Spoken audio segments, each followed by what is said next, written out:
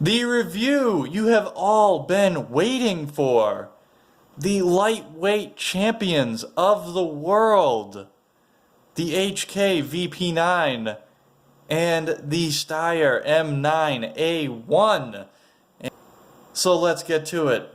What makes these the lightweight champions of the world?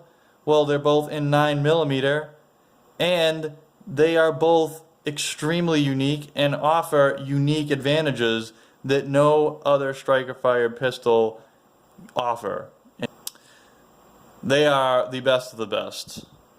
And let's get into the meat and potatoes of why these guns are as good as they are, and why you would want one over the other. The VP9 sports the cocking supports, which every review is like, oh, I don't know if I'd like it, but then I actually liked it. They're amazing. There's no reason to not like them. They do not discredit from concealability. They are never in the way. They only offer a bonus. And if you really are a, what they say, traditionalist, which just means you don't like new, better things, you can take them off. But they are awesome. Under stress, under no stress, relaxing, they help you rack the slide. And we need to rack the slide from time to time. Let's be honest. And you have the ergonomics, the interchangeable backstrap, side panels, you name it, you can change it on this pistol. Really, it's just those two things. But it's unique. We have the ergonomics, second to none. I mean, second to this guy, but yeah, the VP9, it fits in your hand, and it's like it was molded perfectly for your hand.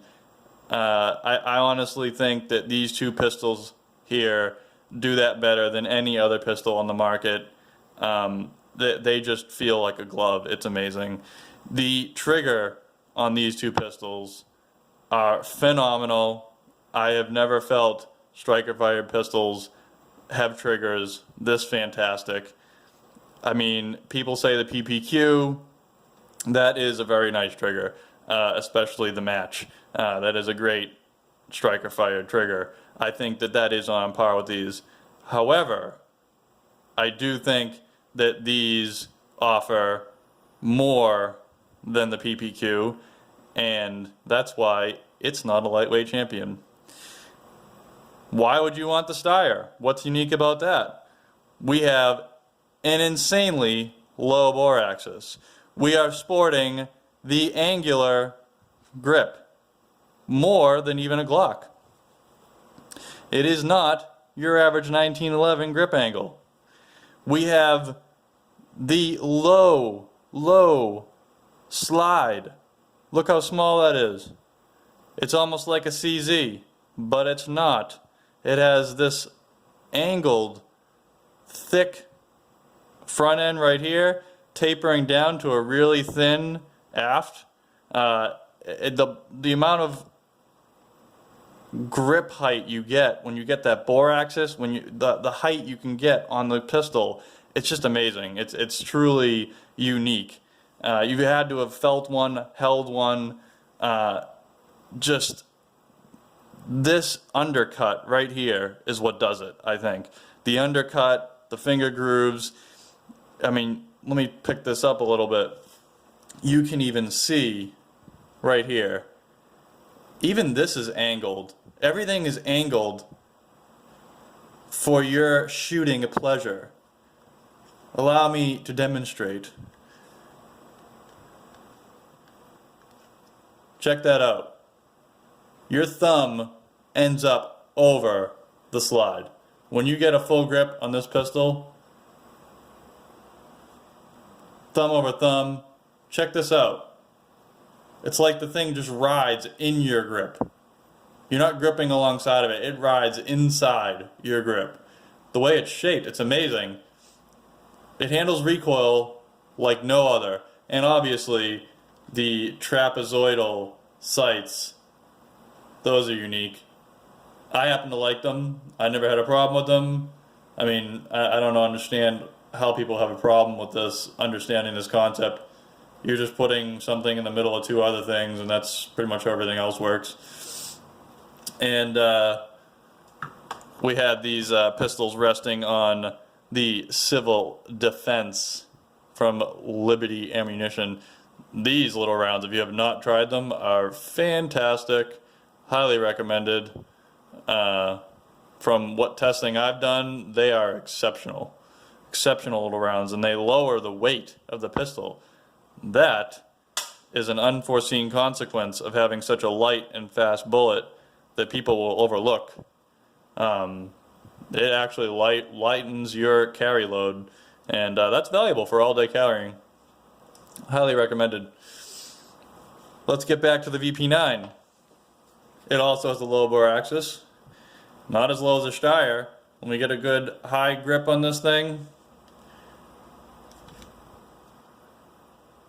so you can see, I mean, it's low, but you still got some gray showing. You still have some gray showing. You get up there, it's nice. You can put your thumbs up, get them nice and high.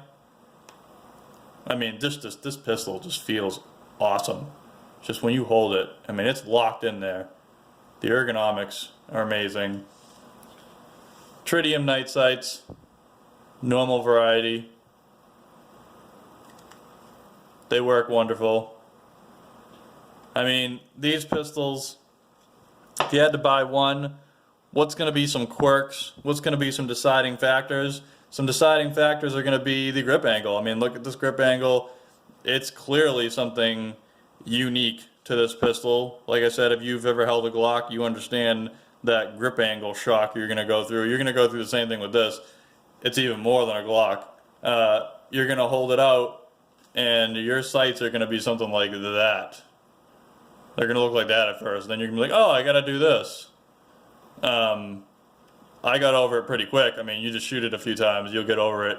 I mean, any new pistol, they're going to have different sights. They're going to have different points of impact, and you're just going to have to get used to that.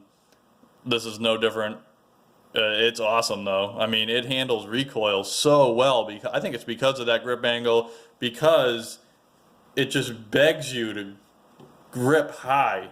It just wants you to grip high. It wants you to control that gun because of its angle, because of the way it's shaped. You know, it begs control, and that's something really unique. The trigger pull reset, it's awesome. The trigger, something that's really unique about this, it has such a big, fat, wide trigger. This trigger safety goes completely back, completely out of the way, and then you just get this fat, comfortable trigger. I mean, something that we don't mention that much is how comfortable are these guns to shoot often.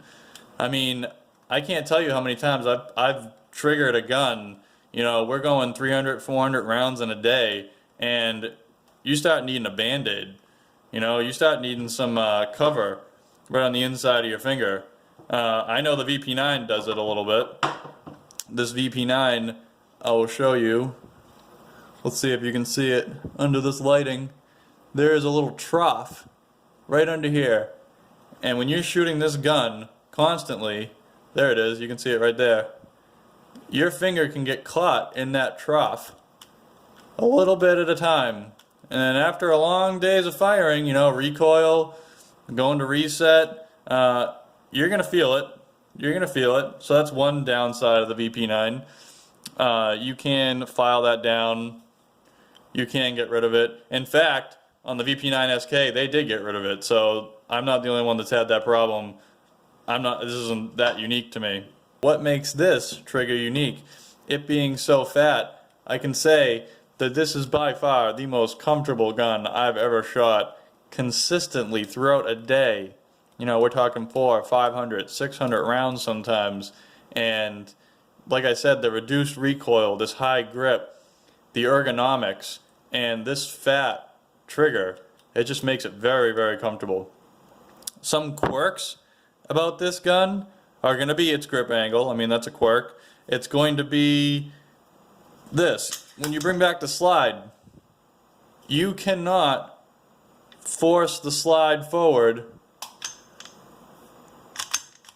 with the slide release with a mag inserted. The magazine will actually catch the slide, and it's the follower. It's inside there. Inside the follower, inside the slide, the follower will actually catch the bottom of the slide. So no matter what, you cannot depress that follower. Is that a good thing? I don't know. I mean, I've never really thought it was a problem. It's kind of a quirk. It's definitely going to make sure that you know that you're never going to put a slide forward when the magazine is empty. I mean, I've seen people do that on the range. I've seen my friends do that. They'll get their magazine empty, and instead of taking it out or anything, they just push the mag release down, they push the back, and then it goes forward anyway, and then they forget that that thing was unloaded, and they'll go to fire it, and they're like, oh, I'm an idiot. So that can happen. So making sure you know the status of your weapon is important, whether it's a loaded chamber indicator or an indicator that shows that you are not loaded at any time with an empty magazine. So, I mean, they're both related. In a combat situation, it's important to know if you're empty, and making it so that you can't go forward with an empty mag, that's a different aspect. I would imagine that they thought that through, and that was noticed by them as well. I don't think that's an afterthought. So I think that's a good feature. I've heard trainers say that you should always keep your slide back on an empty magazine, and this just forces you to do it. Like I said, the VP9, it does not do that. VP9, it will lock back, and then you can force it forward with the empty mag. These grip changes you can make, I think they're kind of gimmicky. I don't know.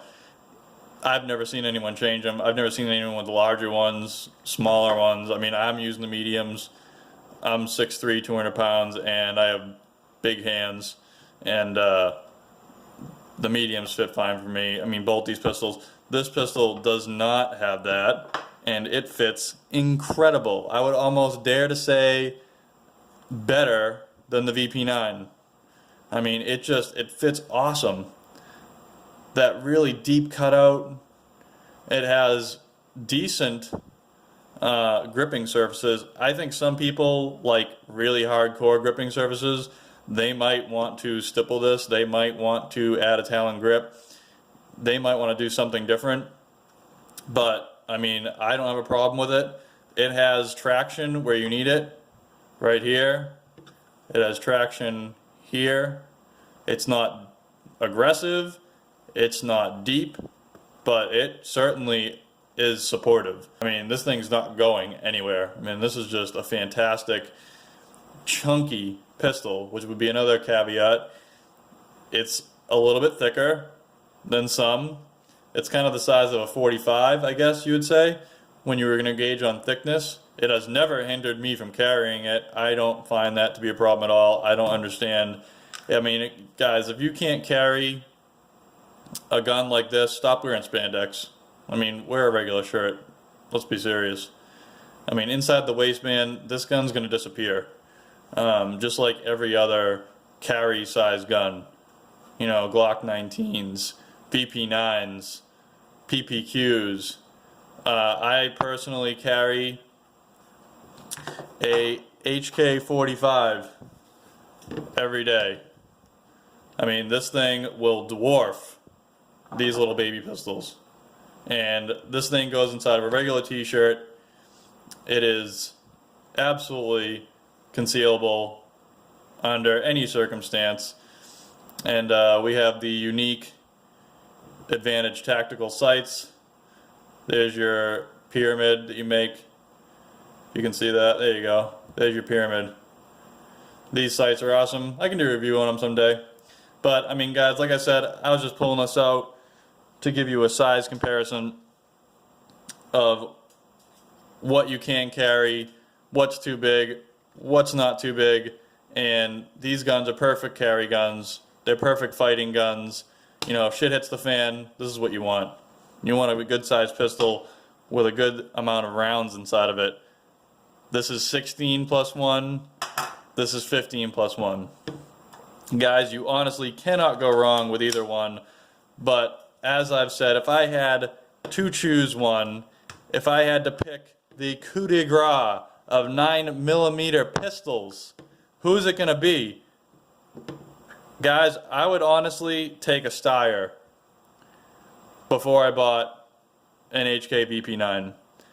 The price, the value you get, you get ergonomics, you get the round count, you get comfortable shooting, which if you're going to buy a pistol and you do not put the time, the range time to get proficient with that weapon, well, you don't even deserve to have it. I mean, you need to put range time with them, you need to get training with them, and whether it's just yourself, bare minimum, or if you actually go to classes and get some serious training from professionals, I think both are perfect. But like I said, you need to get out to the range, and if you have a comfortable shooter, and like I said, this gun is the most comfortable gun I've ever shot.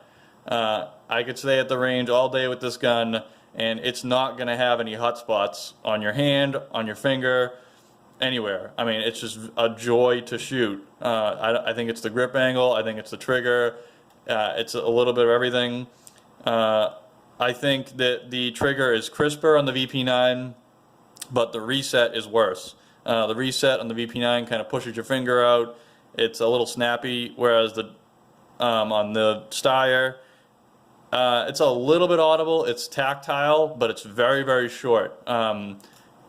It's kind of like a silent hunter going on, whereas this is loud and really shoots your finger forward. Just an amazing pistol, severely underspoken, and I highly suggest, if you guys do not have one of these, if you have never heard of the Steyr, like I said, this thing's going to be $200 cheaper, probably more, than this, especially if you're getting the night sights, these tritium night sights, because this gun retails for a little over $700, I believe. So there's my review. That's what you need to know about these lightweight champions. And if you'd like to see more, please subscribe, please like the video, share the video, and we will see you next time with a review, probably on those Advantage tactical sights that I've been toying with on my carry guns and range toys. Have a great day. Giuseppe here.